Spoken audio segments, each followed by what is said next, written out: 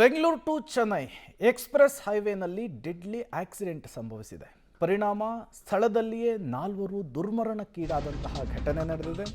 ಡಿವೈಡರ್ಗೆ ವೇಗವಾಗಿ ಬಂದಂತಹ ಕಾರು ಡಿಕ್ಕಿ ಹೊಡೆದಿದೆ. ಕಾರ್ನಲ್ಲಿದ್ದಂತಹ 4 ಸ್ಥಳದಲ್ಲಿಯೇ ಉಸಿರು ಚೆಲ್ಲಿದ್ದಾರೆ.